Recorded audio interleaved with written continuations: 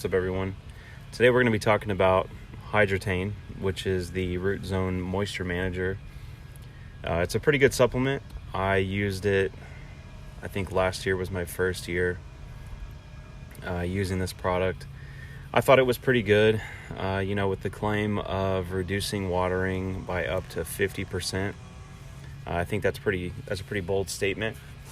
But mainly, I bought this for the first time last year to help keep my fescue alive as much as possible during the summertime, to really combat a lot of that heat stress that you get, especially the areas that I got hit the hardest a few years ago was right here along the driveway.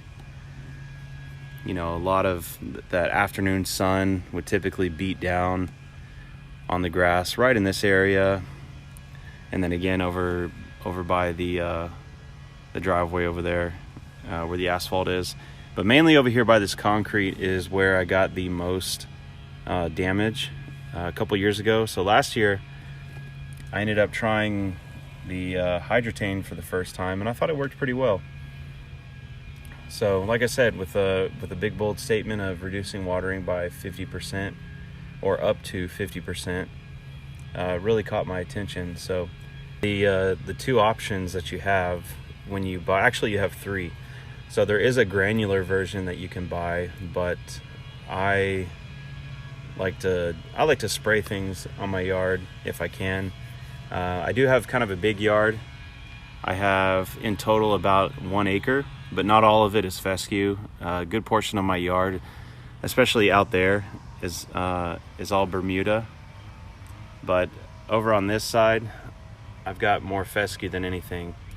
So I just find it easier for myself to attach a hose to the hose end sprayer option and just kind of go to work like that.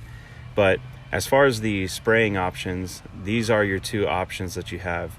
You have the 1 quart or 32 ounces on the right, which is the hose end application, or you can buy the 1 gallon jug. So I like to buy the hose end, and then after I've bought the hose end, I'll use this as a refill. Again, because I prefer the hose end application. I'm sure you can put this in a backpack sprayer and maybe do it that way, but I think for most homeowners and for most DIY lawn care nuts,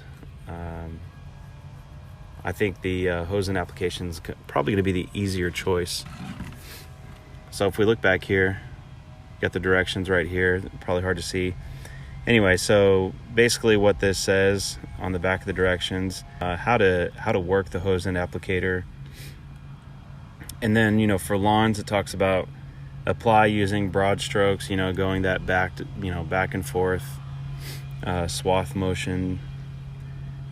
This is best to apply on damp soil.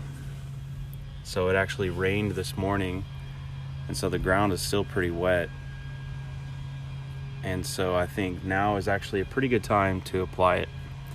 So that's what I'm going to do.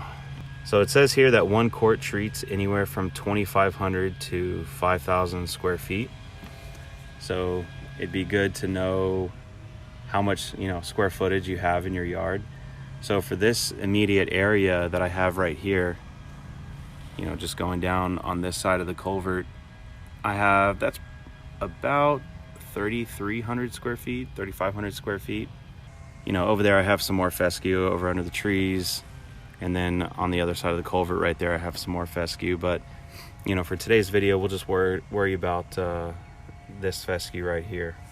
It has some other directions on if you want to apply it to flower beds and vegetable gardens, trees, shrubs, and individual plants. But, I really don't have that big of an issue keeping like trees, shrubs, plants watered. That's not really a huge issue for me. My biggest issue here in Oklahoma is actually keeping my fescue from burning up in the summertime. Actually, I should specify the fescue that is directly in the sunlight. Sometimes I have a difficult time keeping that alive.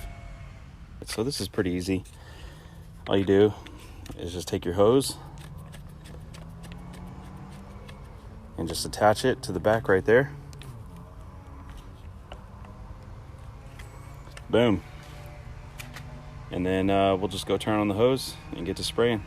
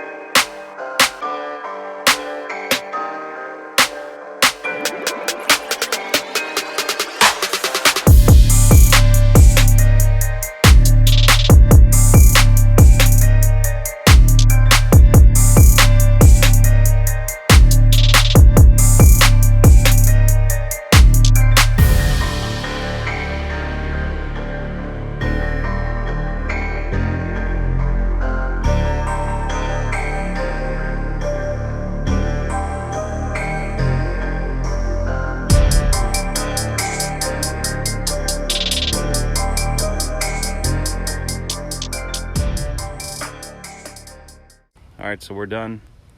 Got everything applied over the yard.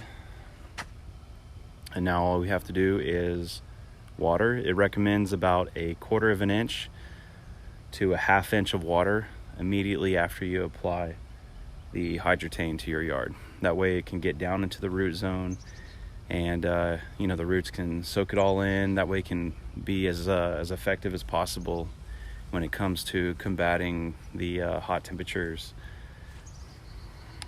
Some other things to keep in mind too is you don't want to apply this in the middle of the daytime when the sun's just beating down on the lawn.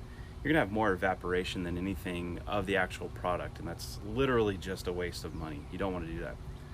So do it in the morning time, probably before 10 o'clock if you can, but if you have a day job like me, you want to wait till the evening time when the sun goes down. I mean, it's just after 8 o'clock right now, so the sun is actually behind my house, behind the trees in my backyard, so I don't have to worry about that sunlight beating down on my lawn. I believe the product is effective for anywhere from 60 to 90 days. It's going to be up to you to get out there, determine, hey, is my lawn drying up? Maybe do I put some more? But typically, if you put this down once, I mean, here it is, mid to late June, and I'm just now putting it down. I think this should last me for most of the summertime out on this lawn.